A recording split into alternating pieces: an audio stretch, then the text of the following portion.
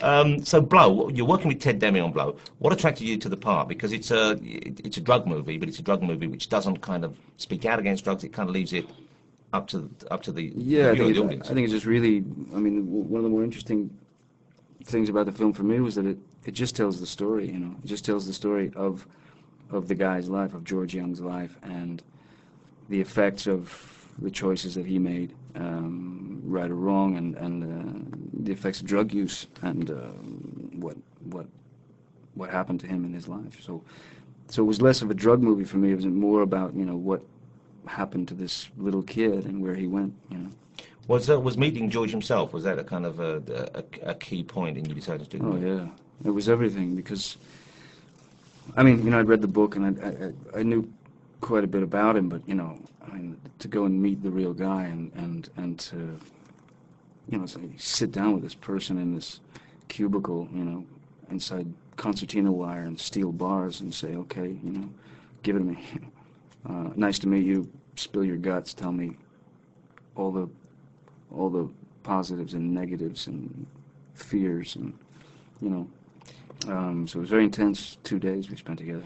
I mean, it's inevitably got a downbeat ending to the movie because of where George finds himself Yeah. in his life. Was that something which, I mean, well, for start, what's going to happen to George? Is that something which concerns you? I know Ted's very much keeping in touch with him, but is there, we don't want to get in the whole drug issue here, but is that something, are you still in touch with the guy? I mean, do you think the movie will help him in any way? Yeah, well, I mean, you know, because I'm over here in Europe, so we don't really talk too much by phone, but we correspond and sort of send messages to one another. What George really is trying to do now, he was hit with a very harsh sentence on the last bust, mainly because they wanted to make an example of him. The people who were busted at the same time as George on the exact same bust were given 2 years, I think, or 3 years, which means they'll serve, if it's federal time, they'll serve 74% of their sentence. So George was given 25 years. So he won't get out of prison until he's 72 years old, which will be 2014 or 15, which will be a little too late for him to try and pay his debt to his family, to his daughter, you know. But I mean, he's coping. He's doing really well. He's doing, in fact, he's doing a lot of work with the DARE program, to try and tell his story, to try and, you know, help people understand the dangers, you know. Drugs is one of those issues that, of course, as soon as you start talking about it, there's a knee-jerk reaction from certain aspects of the press, and this movie has obviously, you know, encouraged that, or rather, has raised that issue once again. You know, are you surprised when you do a movie which doesn't come down clearly against something, which is obviously not a good force in society? It's I suppose, quite a tough call to get involved with something. Well, because I mean, people said to me, you know, you being a father now, you know, everything. Why would you do a film that glamorizes drugs? And I don't see it that way at all. I mean, I think that the kind of ghost of the drugs, you know, sort of creates this atmosphere as if it is a party, or you know, there's that lie, you know, that it is all just a big party, and that's the kind of facade, you know. But the reality of what it does to you, the effects that it can have on your life, pretty severe. I don't think George's massive coronary at the birth of his daughter is glamorizing drug use by any means. I don't think George ending up in prison, quite possibly for the rest of his days, is glamorizing drug use. I think it's, like I said, just telling the story. For Johnny Depp fans, of course, which we know there are one or two left out there.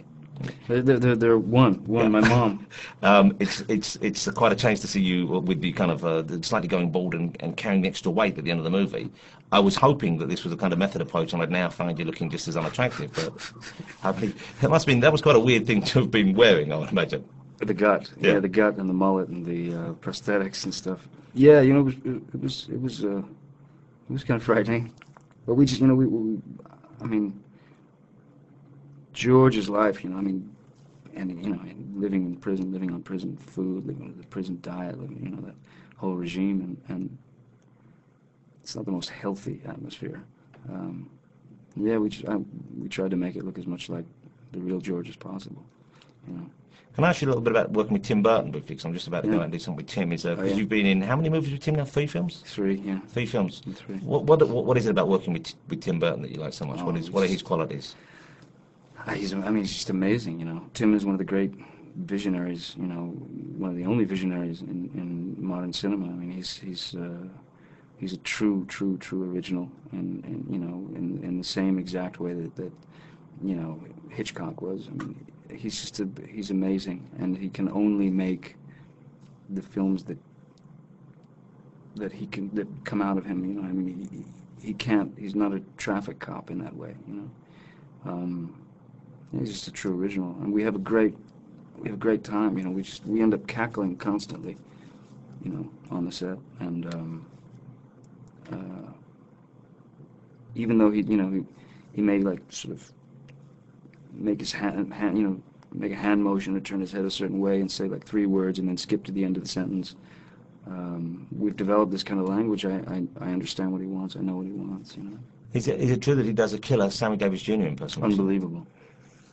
Unbelievable. And a great. And when you see him, ask him to do Georgie Jessel, because we terrorized each other on the set of Sleepy Hollow, where to the point of where like I was standing in the wings getting ready to, you know, walk into the scene. You know, the camera's rolling, the whole thing.